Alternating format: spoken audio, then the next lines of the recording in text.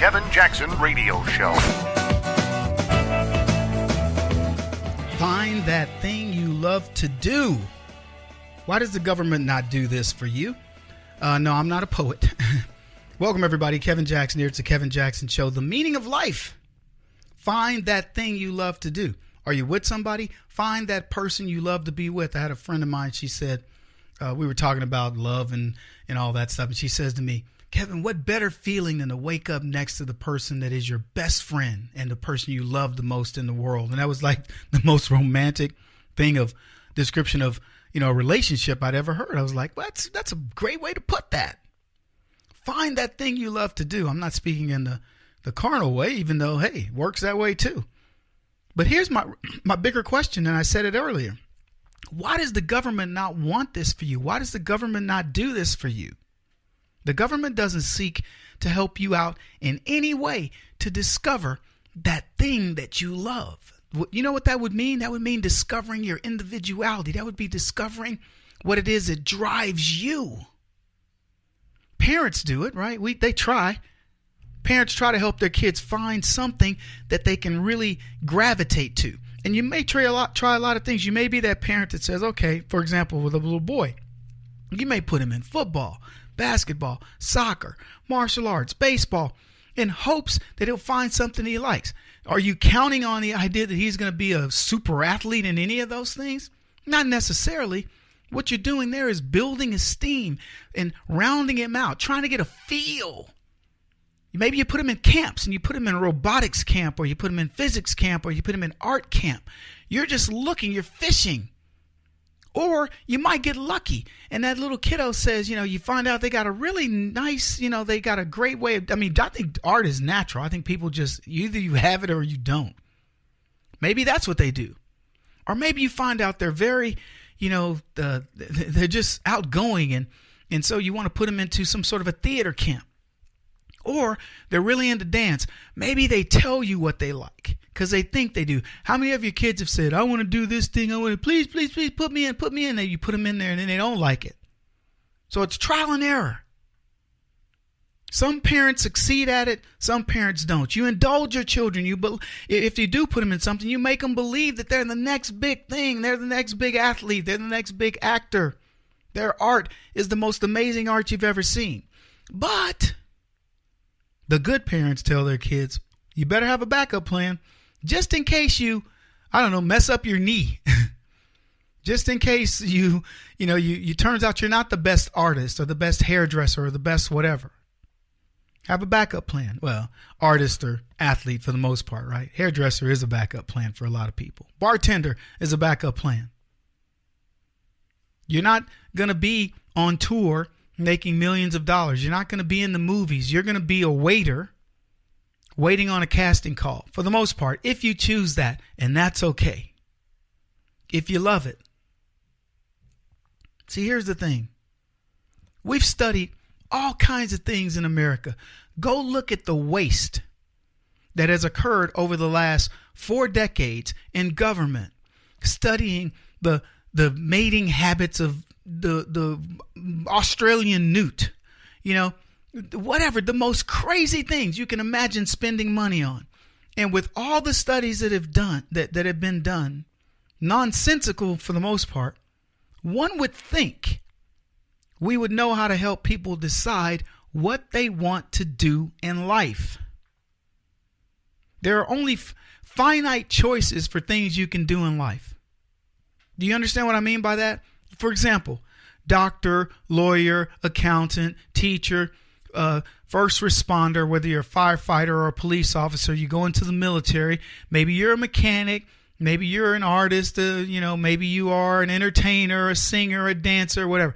Name them all. And when you get to about, 2,000, you're probably going to run out. So the only thing about that 2,000, because that's the number of careers, and I'm just guessing at this, but let's say it's 5,000 careers. Of those 5,000 careers, make it 10,000 just to be on the safe side. You know what? We're friends. I'll give you 100,000. There's 7.5 billion people in the world who are going to do one of 100,000 jobs. Now, That being said, you would think that we would have some sort of a study that says people that think like this or have this type of a character trait tend to be good engineers and enjoy it, tend to be good doctors, tend to be good mathematicians, tend to be good economists, tend to be good janitors. With all of this data, they can't say to a kid, hey, you would probably love carpentry. You'd be a good engineer, or you'd be a good whatever. Is it because nobody would pick janitor? Can you imagine they map your personality and they say, janitor, you're very good in the custodial arts. No, I want to be an engineer. No, you're going to be an amazing janitor. Would anybody pick it? I don't know. I don't have a problem with janitors. I really don't. I know we use that as sort of the baseline for, you could be a doctor or you could be a janitor. The point I'm making here, folks, the meaning of life. Isn't that what we're all looking for? Isn't that what we all want to discover? I told you guys before, I would hear back in the TV, the days of the 70s, and they'd say things like, I just want to find myself. I'd see all these TV shows and some teenager with angst would go, I just got to get away and find myself. And I would be, find yourself. There's an old saying, what do you mean you want to find yourself? Life is about creating yourself. It is about expanding your experiences so that you understand what drives the core of you. I mean, come on. The two greatest days of your life. This is an amazing quote. The day you were born and the day you figure out what you were born to be. Those are the two greatest days of your life. How many leftists do you think figure out what they were born to be early on? I bet you it's not many.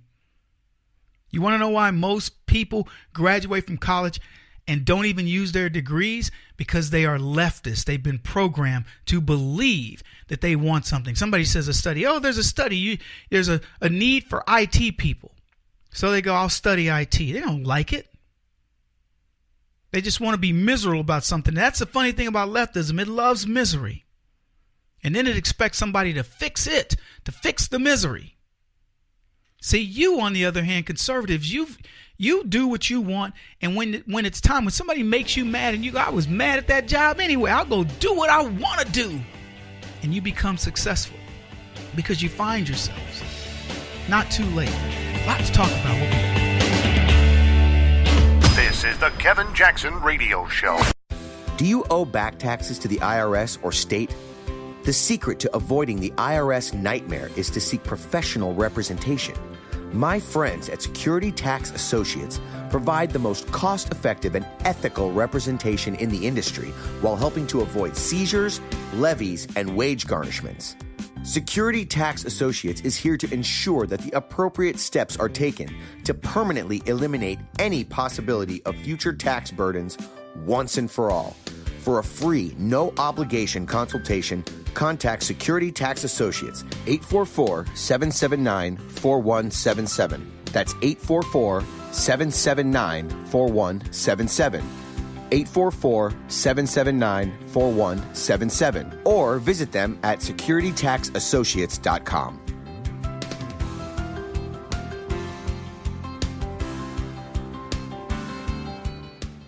Beth Cook Moranville, author of Closer Than Your Breath, a book of hope. Hope, that wonderful, wonderful four-letter word that you may feel completely out of. I wrote this book to give you great hope. It's not too late. If fetal position is an all too familiar place for you, I understand. If the next 60 seconds are too long, this book is for you. Wherever you are right now, whether you're dealing with divorce or death or sickness, take hope. You are going to make it through this pain. Don't roll your eyes. I've walked this road and I know it. The best is yet to come. Closer Than Your Breath, a book of hope from author and speaker Beth Cook Moranville, can be found on Amazon.com or Kindle.com. For more information, visit closerthanyourBreath.com or on Facebook at Closer Than Your Breath.